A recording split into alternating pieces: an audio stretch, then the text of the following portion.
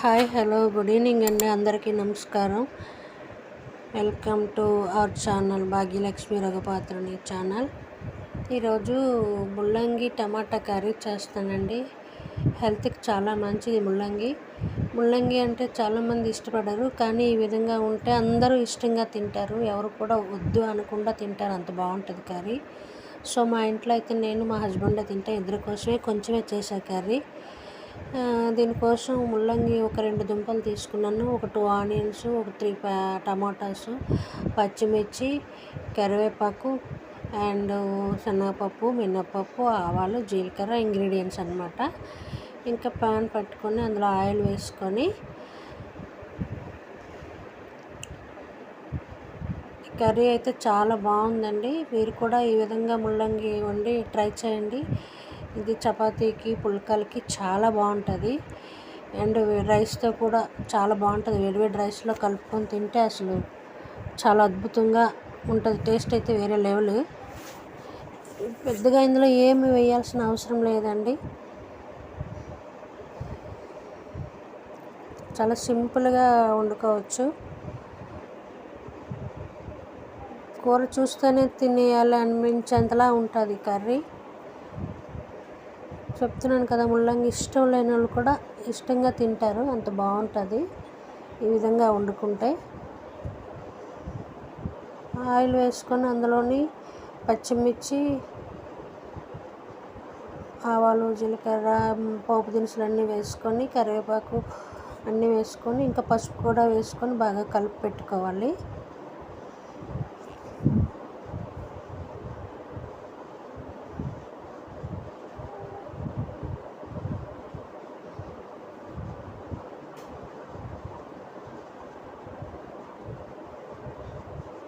ఇలా కలిపిన తర్వాత అందులో రాడిష్ వేసుకోవాలి.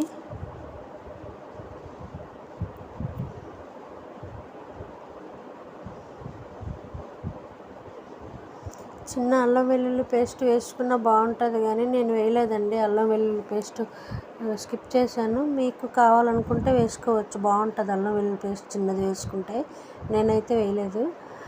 ఇంకా అందులో రాడిష్ వేసేసి ముల్లంగి వేసేసి కొంచెం కలుపుకోవాలి.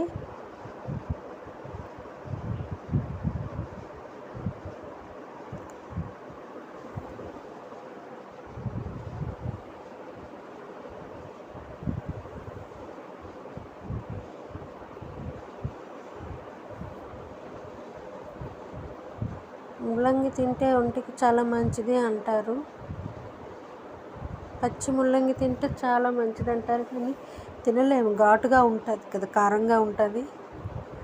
ఈ విధంగా వండుకొని తింటే ఇష్టం లేని వాళ్ళు కూడా చాలా ఇష్టంగా తింటారు. ఇంకా ముల్లంగి కొంచెం పచ్చిపోయేలాగా ఫ్రై అయిన తర్వాత అందులో టమాటాలు వేసేసి, టమాటాలు వేసాక వెంటనే కలుపుకోకూడదు అన్నమాట, మూత పెట్టేయాలి. చూడండి, టమాటాలు కూడా ఆవిరికి బాగా ఉడికిపోయింది కదా. ఇప్పుడు మొత్తం కలిపేసుకొని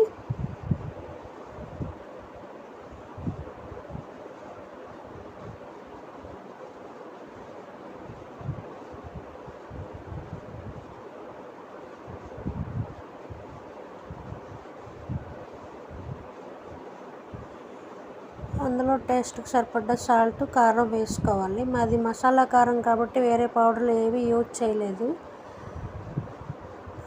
మామూలు వత్తి పొడి కారం వేసుకున్నట్లయితే కొంచెం ధనియా పౌడర్, జీలకర్ర పౌడర్ వేసుకుంటే బాగుంటుంది.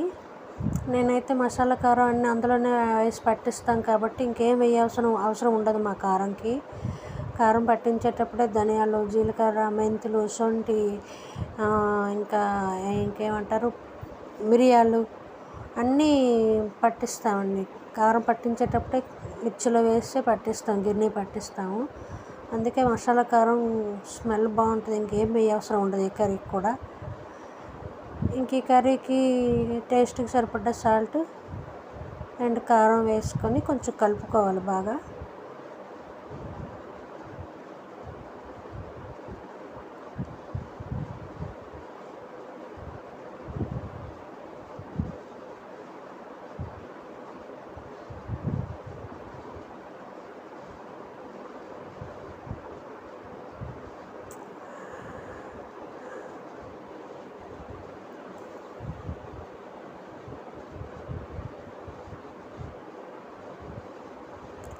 కొంచెం వాటర్ పోసుకొని మూత పెట్టి ఉంచుకోవాలి. బాగా కొంచెం కలిపేసి మూత పెట్టి కాసేపు ఉంచుకోవాలి. ఆల్రెడీ వేపేసాం కాబట్టి అది పచ్చంతా పోయిందండి. ఎక్కువసేపు ఉడకాల్సిన అవసరం ఉండదు.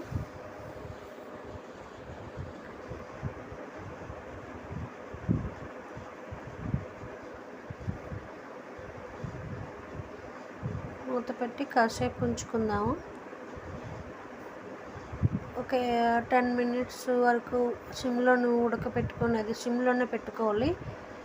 హైలో పెట్టుకుంటే మాడిపోతుంది. చూడండి, కర్రీ అయితే రెడీ అయిపోయింది. ఇంకా చపాతీకి, రైస్కి చాలా బాగుంటుంది. చాలా అంటే చాలా బాగుంటుంది. ఈ విధంగా వండి మీరు కూడా ట్రై చేయండి. ఎలా ఉంది కర్రీ అనేది కామెంట్ బాక్స్లో కామెంట్ పెట్టండి.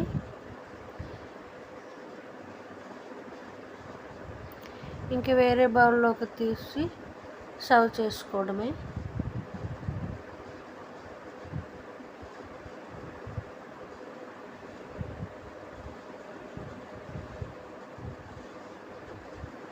చూడండి కర్రీ ఎంత బాగా వచ్చిందో.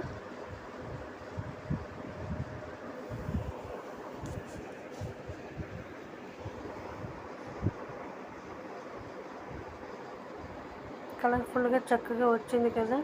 ఈ వీడియో నచ్చితే మీకు లైక్ చేయండి, షేర్ చేయండి, సబ్స్క్రైబ్ చేయడం మాత్రం మర్చిపోవద్దు. Thank you for watching. Try చేయండి. కర్రీ అయితే చాలా బాగుంది. ట్రై చేయండి. Thank you. Bye bye.